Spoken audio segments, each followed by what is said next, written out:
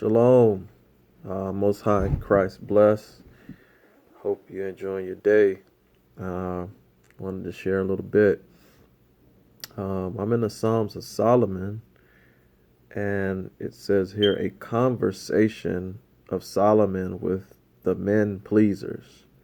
All right. We shouldn't be men pleasers. We should be pleasers of the Most High.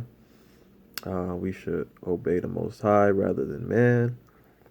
So, I'm not saying that you don't learn from the elders, but I'm saying that not a lot of people have your best interests in heart, and so you rather obey the Most High than man, all right, the Creator, all right. So there's a lot of men pleasers in Israel, all right, and let's get into that, all right. It says here in the Songs of Solomon, chapter 4, it says, "Wherefore sittest thou, O profane man?" It says, "Why are you sitting, O profane man, in the council of the pious?" All right. Who are the pious? The righteous.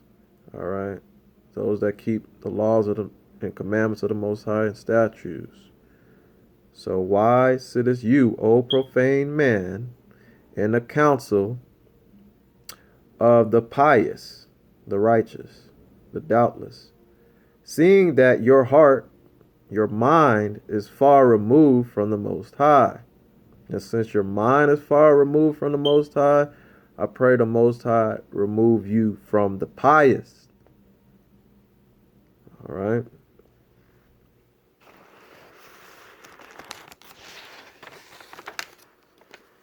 Be ye far, since your heart is far removed from the Most High, I pray that you be removed far from the pious, the righteous. All right. It says, provoking with transgressions, with sins, the God of Israel. Okay, let me read it again. Why sittest you, O profane man, in the council of the pious, seeing that your heart is far removed from the Most High, and provoking with transgressions, that means sins, law breaking, the God of Israel, the Most High. Extravagant in speech, extravagant in outward seeming beyond all men. All right.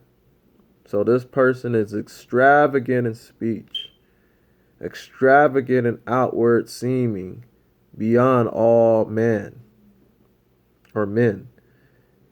Is he that is severe of speech, cruel of speech, in condemning sinners in judgment? Who's doing that out in the streets?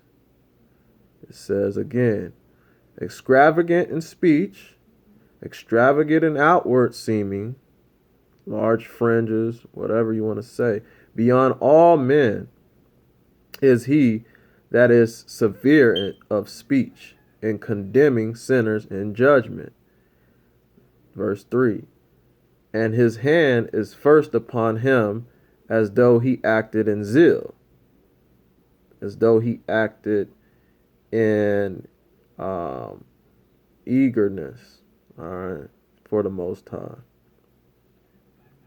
And yet, or still, he is himself guilty in respect of manifold many, a multitude of sins, heaps of sins, piles of sins, and of wantonness. All right.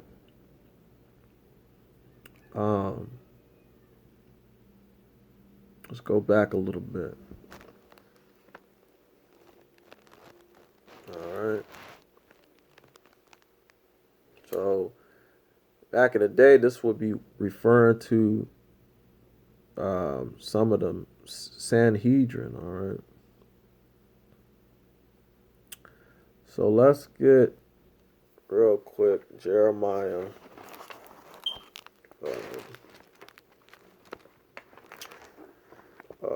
15, and I want verse 17. It says, I sat not in the assembly of the mockers, nor rejoiced, laughed, I was happy. I sat alone because of your hand. Right? It's a fearful thing to fall in the hands of the living power. So he said, I sat alone because of your hand, for you have filled me with indignation. That was Jeremiah. All right. That was Jeremiah. All right. And let me go to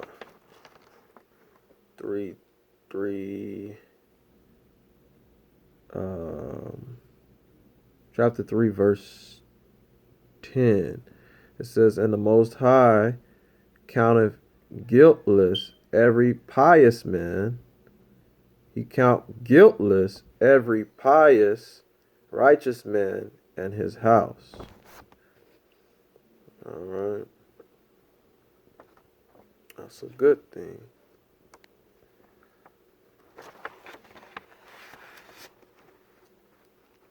And verse 11, let's see, or 9, it says, the sinner stumbleth and curses his life, the day when he was begotten, and his mother's travail labor. He addeth sins to sins while he liveth. He falleth very grievous is his fall, and riseth no more. The destruction of the sinner is forever. All right. Anyway, let's go back. Let's go to Isaiah. Look at this. In Isaiah.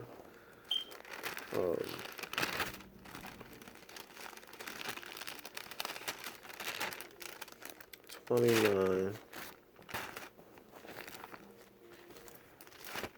Isaiah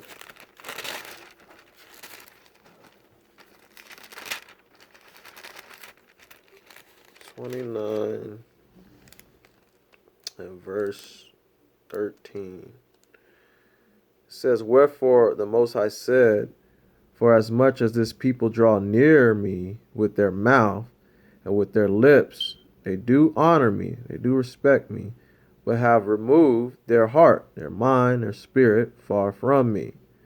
And their fear towards me is taught by the precepts of men. That's correct. Taught by the precepts of men. Let's get some more on that. Let me get Matthew.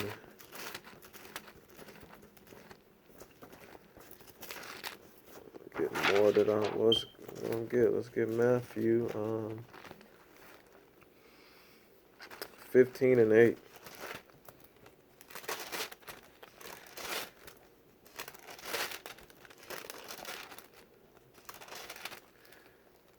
Verse 8. This people draw near unto me, close unto me, with their mouth or lips, and honoreth me with their lips, their mouths.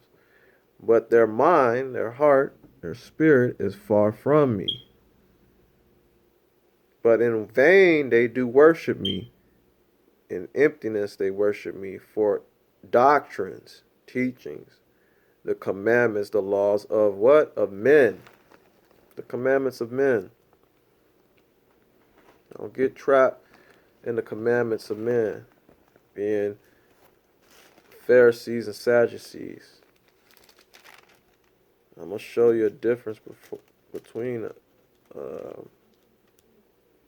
little difference between a Pharisee and a Sadducee.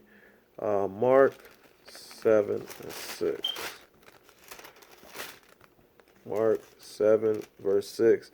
And he answered and said unto them, Well have Isaiah prophesied of you hypocrites, as it is written, This people honor me with their lips, but their minds or their spirit is far from me, said the Most High. Far from him. And they're very far from him because they don't have the fruits of the Spirit of the Most High. Or not showing it, right?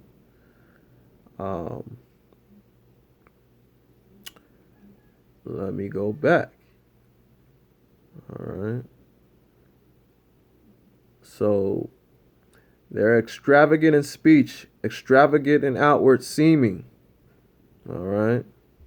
Beyond all men is he that is severe of speech in condemning sinners in judgment, and his hand is first upon him, as though he acted in zeal, eagerness for the Most High. And yet he is himself guilty in respect of manifold sins and of wantonness. All right. Manifold sins and wantonness. The Sadducees, they were savage in judging Israel. Okay. Savage in judging offenders were the Sadducees, beyond all the Jews. And I'm going to reveal that to you. It's in Josephus, and we're going to read that. Because they were savage in judging offenders, right? They messed around and judged Christ's brother. And that brother is James. And so let me grab that. Got that ready. We'll read the whole thing. Some good points in here. All right. So I'm in the Antiquities of the Jews, book 20, chapter 9, paragraph 1. All right. And now Caesar, upon hearing the death of Festus, sent Albinus into Judea, a procurator, a leader, but the king deprived Joseph of the high priesthood and bestowed the succession to the dignity of the son of Annas, who was also himself called Annas. Now the report goes that this elder Annas proved a most fortunate man, for he had 5 sons who had all performed the office of a high priest to the Most High, and he had himself enjoyed that dignity a long time formerly, which had never happened to any other of our high priests, says Josephus. But this younger Annas, who, as we have told you already, took the high priesthood, was a bold man in his temperament, his attitude, his behavior, and very insolent. He was also of the sect of the Sadducees, who are very rigid in judging offenders. I'm going to read the note real quick. All right, it says, here evidently appears that Sadducees might be high priests in the days of Josephus, and that these Sadducees were usually very severe and inexorable judges, while the Pharisees were much milder and more merciful. There's the difference. As appears by Reedland's note and Josephus' Life 34, and those taken from the New Testament, from Josephus himself and from the rabbis, nor do we meet with any Sadducees later than this high priest in all Josephus. But anyway, it was just showing here that these Sadducees were very severe and inexorable judges, while the Pharisees were much milder and more merciful. There's a difference. All right. So, back in the day, they had different sects. We have different sects right now in Israel. All right. Okay, it says um, Ananias, who, as we have told you already, took the high priesthood. He was a bold man in his temper and very insolent, wicked. He was also of the sect of the Sadducees, who are very rigid in judging offenders, above all the rest of the Jews, as we have already observed. When therefore Ananias was of this disposition, he thought he had now a proper opportunity. He thought it was a good opportunity to exercise his authority, his power. Festus was now dead, and Albinus was but upon the road.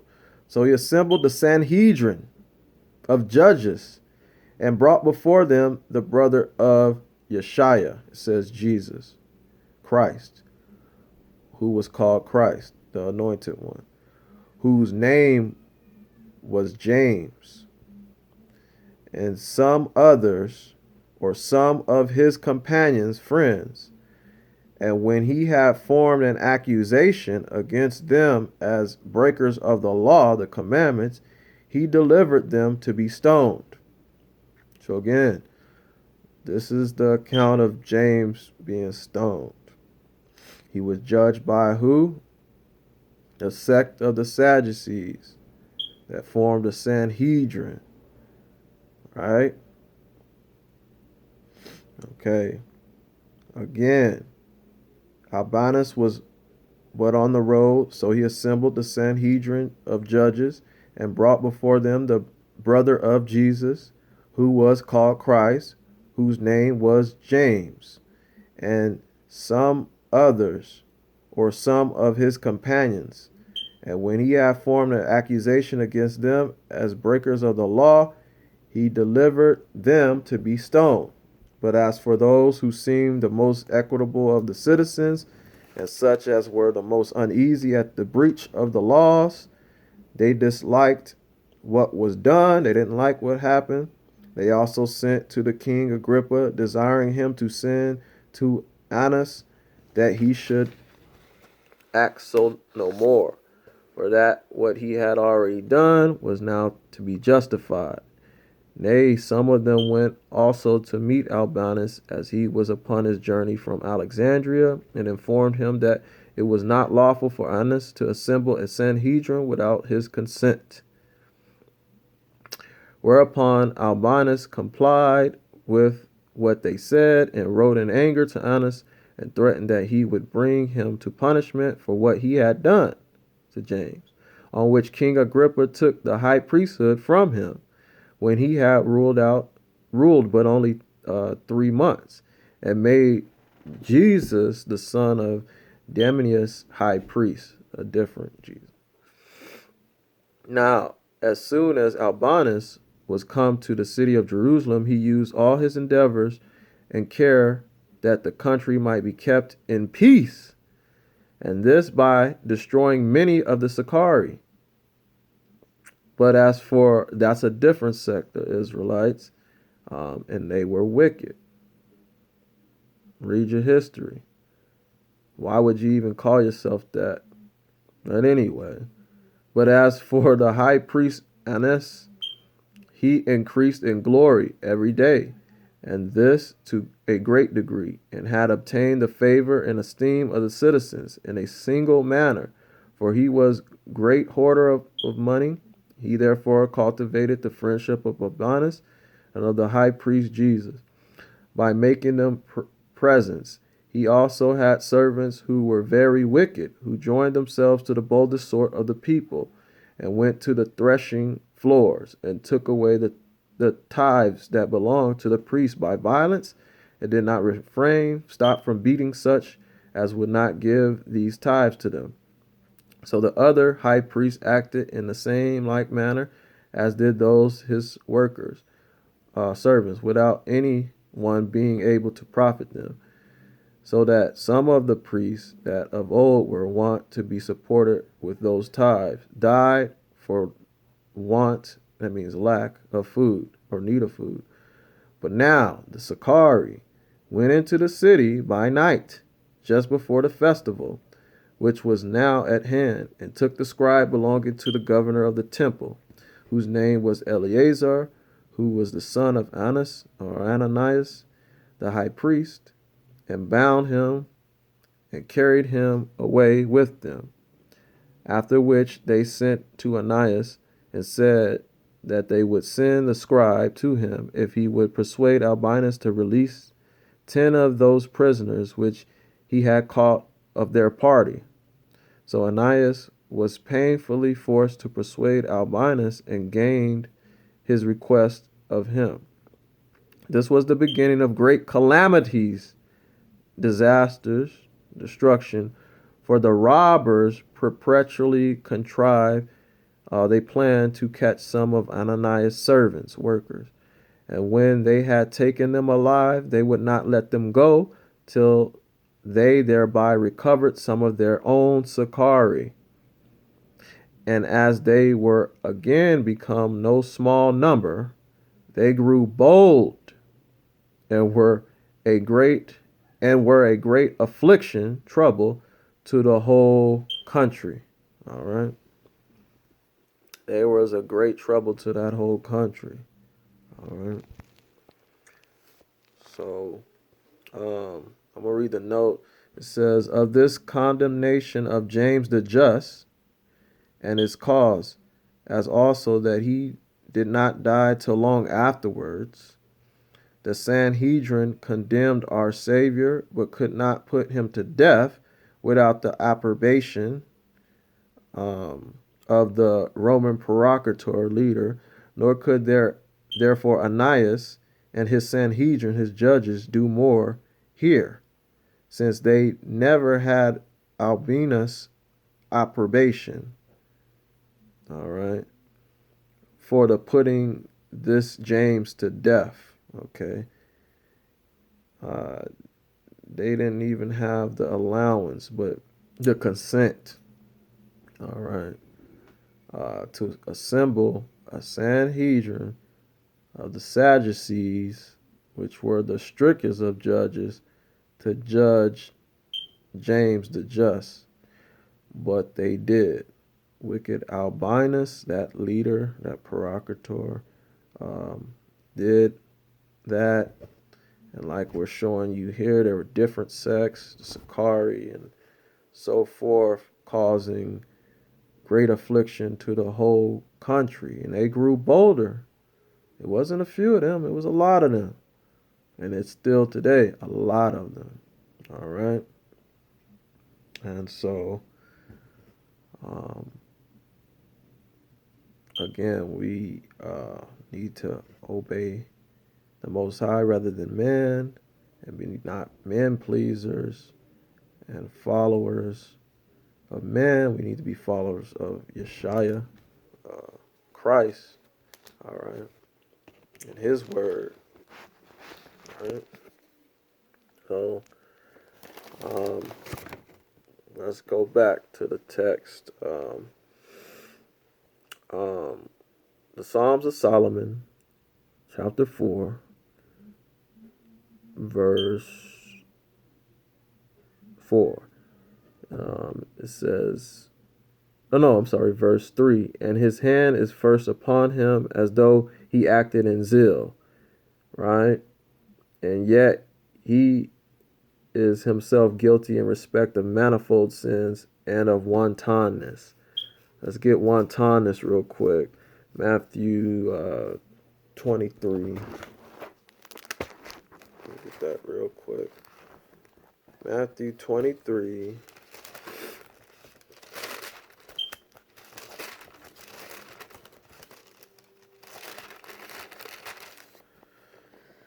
And 25, it says, woe unto you, scribes and Pharisees, and hypocrites, right? For ye make clean the outside of the cup and of the platter, but within they are full of extortion and excess. Right? And that's correct. That's the wantonness.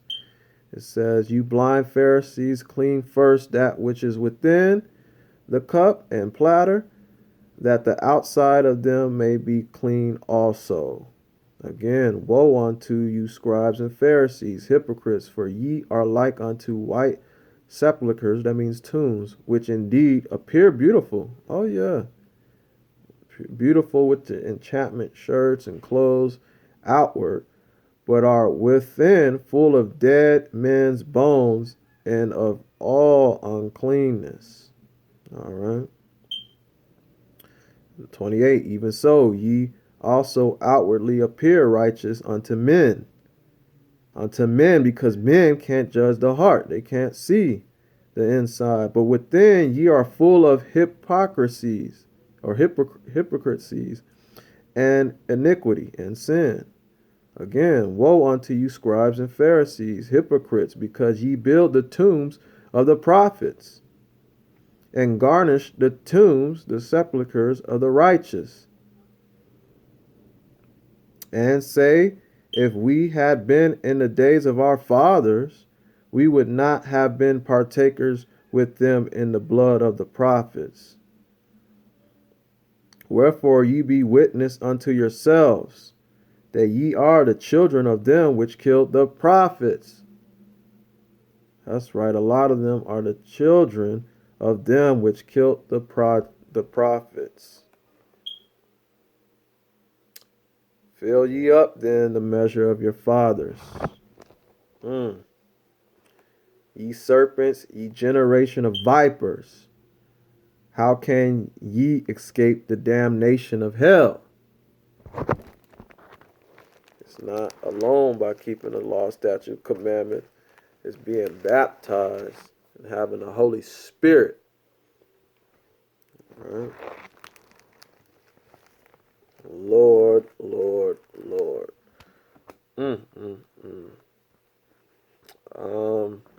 Wow. Okay. Let's go back to 4. It says, and still he is himself guilty in respect of manifold sins and of wantonness. His eyes are upon every woman without distinction, without immodestly.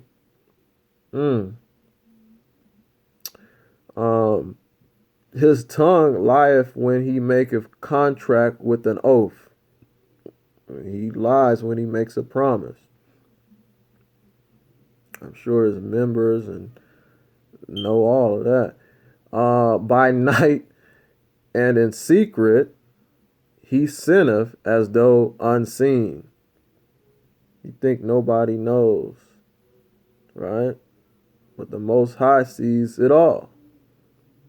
With his eyes he talketh to every woman of evil compacts. Evil compacts of assassinations for evil. In the notes. He is swift to enter every house with cheerfulness. Shalom, brother. As though guileless. Right? As though he don't have no hate in his heart. Or poison there. Venom. It says, let the Most High remove those that live in hypocrisy,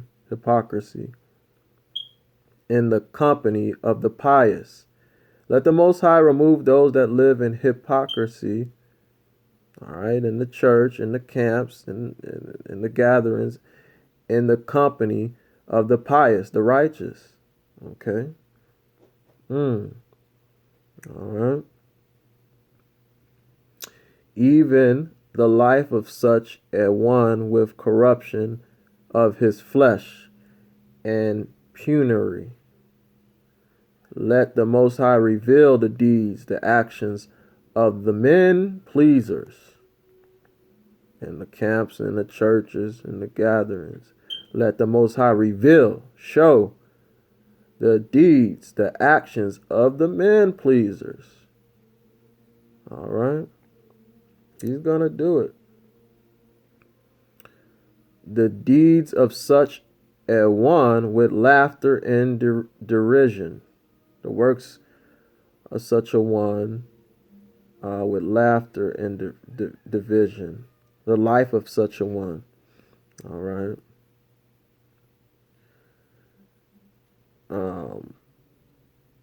The Most High shall remove those who judge with respect of persons.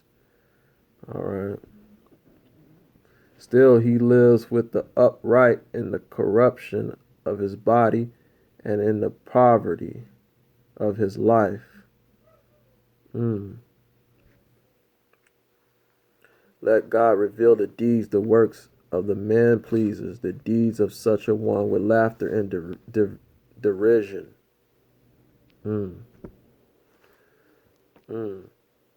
The deeds of such a one, his deeds, the deeds of the sinners, as such a one with laughter and derision, that the pious, the righteous may count righteous the judgment of their power. Right, so we ask for him to reveal it, that the pious may count righteous the judgment of their God, their power, the Most High, when sinners are removed from before the righteous, even the men pleaser, who uttereth law guilefully, wickedly.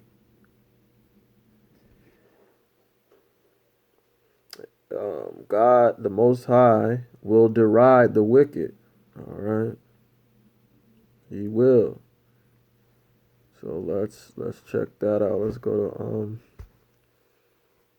let's see, Psalms. No. Proverbs. Let's see.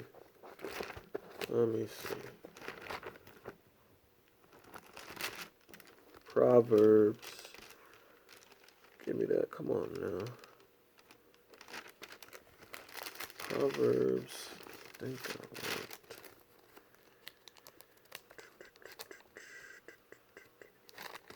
want. Proverbs 2 and 4. If you seeketh, let's see. No. Psalms. I'm tripping. Psalms 2